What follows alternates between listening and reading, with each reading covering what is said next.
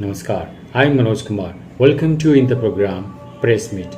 In this program, we cover press conference, media interaction, and a speech of the chief guest at the program. So, without spending so much time, let's go to the video. बड़ा जो मुद्दा है जो आप सभी जानते हैं cyber crimes का है। साइबर क्राइम्स पूरे देश में एक बहुत बड़ी समस्या के रूप में उभर कर सामने आया है और हरियाणा प्रांत में भी एक बड़ी समस्या है और लगभग 1000 से लेकर 1200 कंप्लेंट्स हमें हर रोज़ प्राप्त होती हैं और उसमें 200 से लेकर 250 व्यक्ति हैं जिनके साथ कोई ना कोई धोखाधड़ी साइबर क्रिमिनल्स के द्वारा की जाती है। तो उसमें बहुत अच्छी संतोषजनक उपलब्धि हमारी रही है हरियाणा पुलिस की और जो कंप्लेंट्स हमें 6 घंटे के अंदर मिल जाती हैं 1930 पर, उसमें 70% तक हम पैसा ब्लॉक करने की उसमें कर पाते हैं। 70% तक पैसा बच जाता है, उसको ब्लॉक कर पाते हैं। हमने बैंकों के साथ काम किया है, आरबीआई के साथ भी हम लगातार टच में हैं, हम फ़ोन कंपनियों के साथ काम कर रहे हैं और 72 घंटे की अगर बात करें, जो कंप्लेंट्स हमारे पास 72 घंटे में आती हैं उनमें भी जो ब्लॉकिंग की दर थी जो पूरे वर्ष में हमारी 10 से 12% रहती थी, वो बढ़कर के सितंबर माह में 17%, अक्टूबर माह में 17% पे आई, 25% नवंबर में रही और इस महीने में 29% तक हम पैसा ब्लॉक कर पाए। और जैसा मैंने बताया कि अगर वो 6 घंटे के अंदर कंप्लेनेंट हमें फ़ोन करते हैं जो उनका हम 70% तक कामयाबी मिल जाती है उनका पैसा बचाने में। तो ये एक बड़ी दर है और बहुत कम राज्य हैं जो इस स्तर पर अभी काम कर पा रहे हैं। तो इसमें मैं आप सभी के माध्यम से ये कहना चाहूँगा कि इसको हम क्योंकि इसमें हम बहुत सारे अवेयरनेस प्रोग्राम्स भी करते हैं। इस वर्ष में ऐसे 3900 से ज़्यादा अवेयरनेस प्रोग्राम्स हमारे जो साइबर पुलिस स्टेशंस हैं और जिलों के जो अधिकारी हैं उन्होंने इस वर्ष में किए हैं और 21 लाख से ज़्यादा लोगों ने इनमें भाग लिया। लेकिन उसके बावजूद इतनी बड़ी तादाद में ये जो ठगी है ये होती है, तो ये सोशल इंजीनियरिंग के माध्यम से होती है। कोई हैकिंग या कोई ऐसा बहुत एडवांस्ड टेक्नोलॉजी के ज़रिए नहीं होती, मात्र सोशल इंजीनियरिंग जो झूठ बोल के जैसे ठगी करते रहे हैं सदियों से, वो एक अब टेक्नोलॉजी का इस्तेमाल करके माध्यम बदला है, चीज़ वही है। तो टेक्नोलॉजी का इस्तेमाल करते हैं और ठगी करते हैं और लोग ठगे जाते हैं।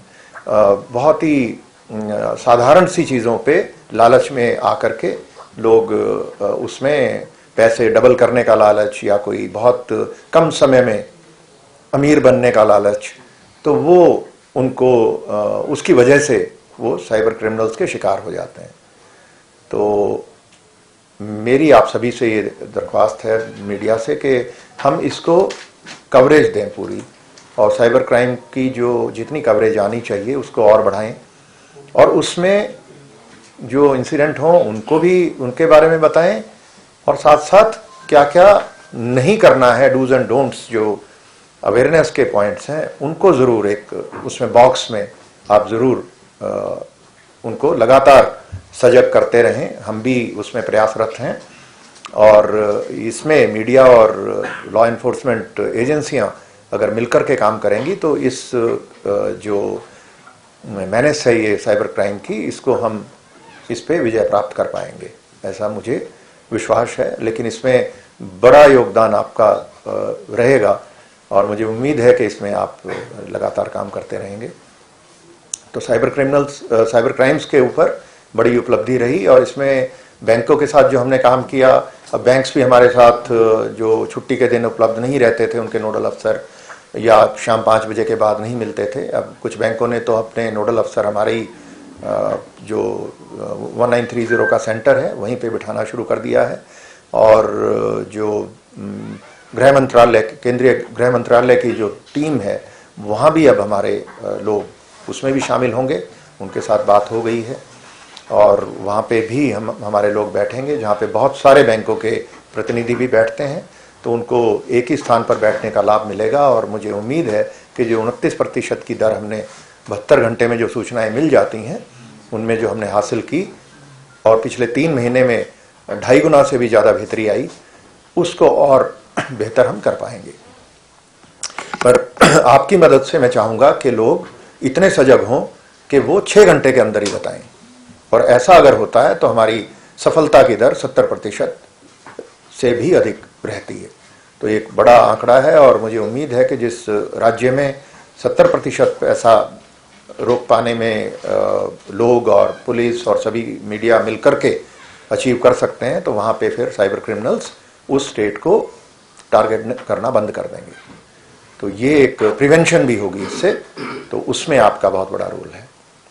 और साइबर क्राइम्स क्योंकि इसकी प्रिवेलेंस बहुत ज़्यादा है, और उसमें जो हमने ये जो ब्लॉकिंग रेट 70% तक की आई, जो 6 घंटे में अगर हमें रिपोर्ट हो जाए और उसमें 70% तक हम उसको रोकने में कामयाब, प्रिवेंट करने में कामयाब हो पाते हैं, ये बहुत बड़ा एक संतोष का विषय है। और उस टीम को हमने बहुत मजबूत किया। हाँ, जैसा मैंने बताया कि वो कितनी जल्दी रिपोर्ट होता है उस पर निर्भर करता है। 6 घंटे में अगर वो पुलिस को 1930 पर अगर कॉल कर देता है विक्टिम, तो 70% संभावना है कि उसका ये दर हमारी 70% तक हम उसको ब्लॉक कर पाते हैं। ब्लॉक करके फिर वो पैसा कोर्ट के माध्यम से आदेश लेकर के उनको वापस कराया जाता है। इसी तरीके से हम 72 घंटे तक, अगर 72 घंटे की बात करें तो हम 29% तक पहुंच चुके हैं। सर, आपने वो हाँ, जिस भी अकाउंट में है, जब तक जहां तक पहुंचता है, इनके अकाउंट से निकल के दूसरे अकाउंट में गया, वहां से तीसरे में गया, तो जो भी अकाउंट जहां भी पहुंचा है उसको हम ब्लॉक कर पाते हैं, फिर उससे आगे नहीं जा पाते। ये हमारी अलग अलग राज्य हैं, जिसमें वेस्ट बंगाल और हमारे झारखंड और बिहार भी है और राजस्थान है।